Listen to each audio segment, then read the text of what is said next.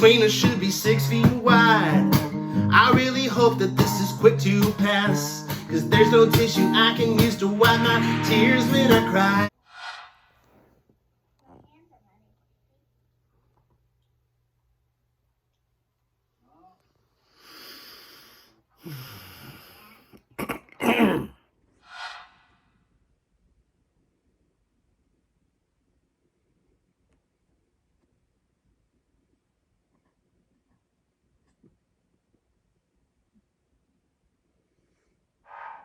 I'm not gonna lie.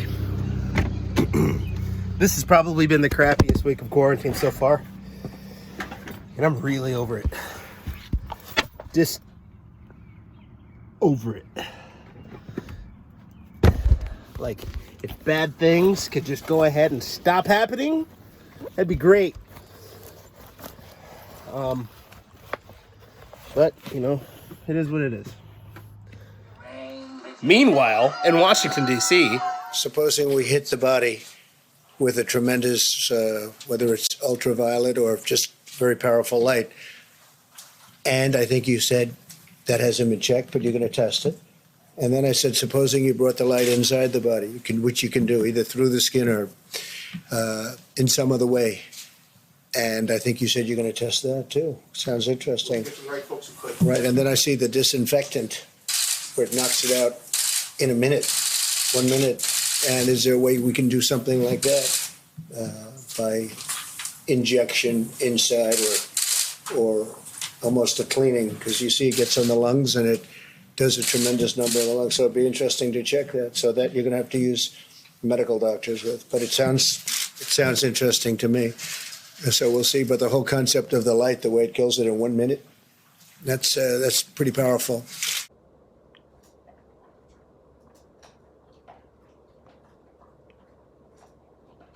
Dude, so I'm out for the nighttime walk with my dogs, and there is a skunk out here. I can smell it, and I'm very afraid of the proximity of which I smell it. It smells like I'm right next to it. Usually I let the boys run around kind of free range around the yard, but like, I'm not trying to have a skunk dog tonight, so I've elected to leash them for our nighttime bathroom break. They smell the stinky bastard. I'm worried that he'll be underneath my car or inside the camper or something. I swear, like, I'm gonna go and try to go inside the camper for something, and I'm going to get skunked.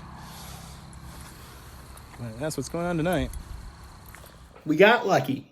We didn't find the skunk, which that's good. I get a little worried about Earl these days because, like, as he's matured, a lot of his tracking instincts have set in, and I could tell he was putting his nose to the air. Like, I smell it. I want to kill it. I'm like, nah, no, buddy. Why don't you? I don't want the skunk. Please don't go get it for me, and don't bring it back. My dog that passed away a couple years ago now. Her name was Roxy, and she had some hunting dog instincts too, and there was this one time where she actually, I'm assuming she beat the hell out of a possum, because we just see her lanky self, because she wasn't fully grown yet, this puppy with a possum, had it by the tail in her mouth, and bringing it back to the house. And she's like stumbling back and forth because the possum's like heavier than her. Brought it back to the house and flopped it at the door. Like, here you go. Whooped this possum's ass for you. Here you go. Here's some dinner. We thought it was dead, but as you know, possums, they like to play dead. And we were like, what do we do with this dead possum? And then we looked about half hour later and it was gone. Not wanting a repeat with a skunk from my current dog, Earl. It looks like you're wearing a pad on your face.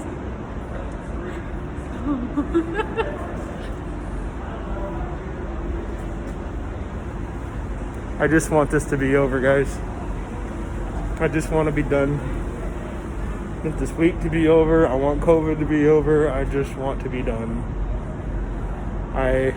I'm at my maximum. Where are we going? Jarvis. Pow! Good boy. Well, it's Monday again. I've all but lost track of how long we've even been doing this, but I'm sitting in front of the laptop, cranking away at emails like I usually do in the morning. You'll notice that I didn't do. I've kind of done a 2-in-1 video for this one. I didn't post on Monday like I normally do, which would have been today, just because we had some things happen last week that we prefer to keep private. My girlfriend Rachel was having some medical issues and didn't really want to. I just didn't really feel the need to share all of that. She is doing okay. She is in the hospital right now, so keep her in your prayers. I'd appreciate that as she is on her road to recovery.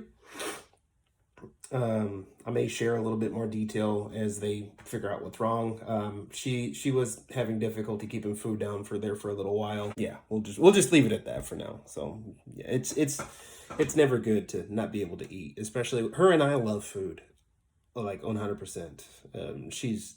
She's like the baker chef extraordinaire, so she loves food more than anything. So yeah, keep her in your prayers and keep thinking about her. I know I certainly am. All of her family. She's got a good support network.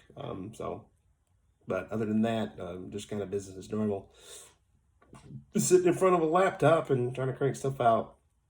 But yeah, that's it for now, I suppose. I meant to mow the lawn a couple days ago and it's been raining, but now, as you can see, the sun's shining into the room. Actually, a pretty nice day. So when I get some work cranked out, I'm gonna go out and mow the freaking lawn. I pretend like everything is normal for a little bit. Oh my gosh, I'm getting tired of this shit. As you can tell by the title of the video, that's the theme. 2 weeks in one, baby. Sunday special. All right. All right, that's it. So, today was interesting. I did my normal work day from my home office. Did some cold calling today.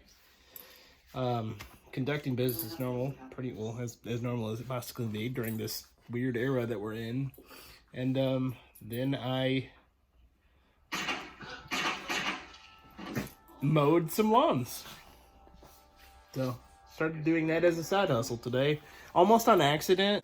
I was off to mow my mom's lawn, and I happened to see somebody on the hip old hickory page that needed their lawn mowed, and say, hey, I'll do that. And that snowballed into me doing a different one. And then, so now I'm just going to do that as a side hustle until we're out of this.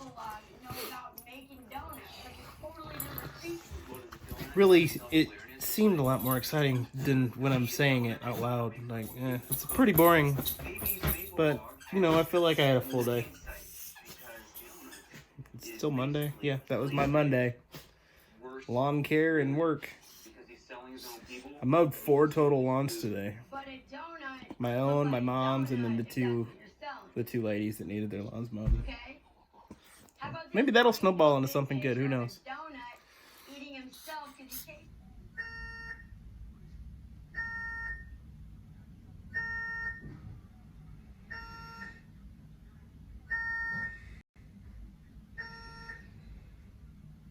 Guys, how is it Wednesday already? Or was it not just Sunday yesterday and half the week is already gone?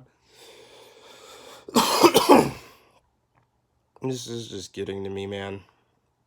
Rachel's been in the hospital basically all week. And they're running tests to see what's going on. So I've been home alone.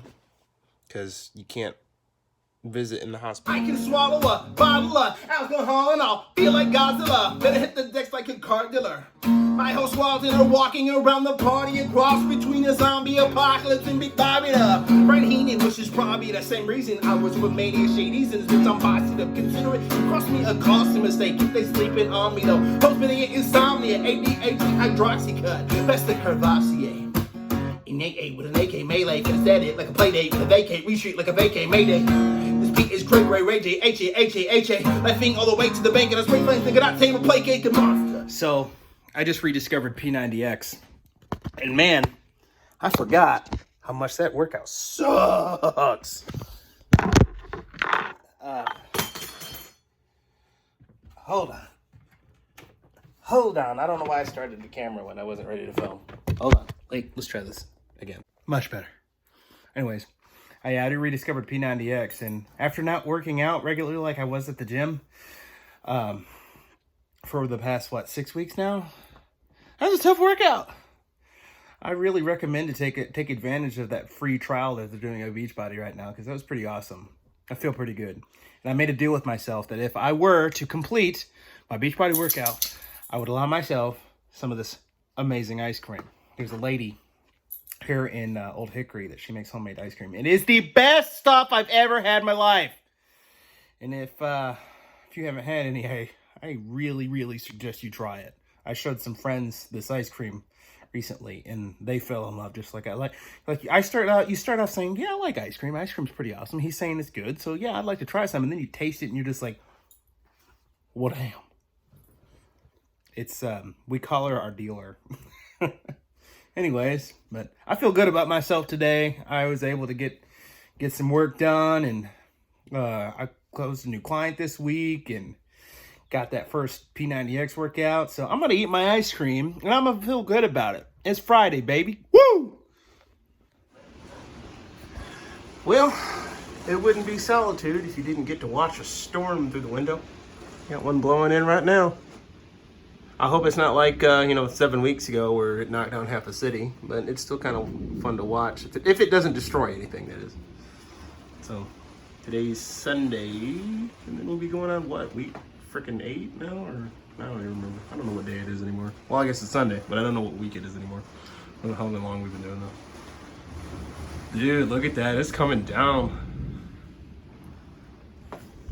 How do you guys feel about it?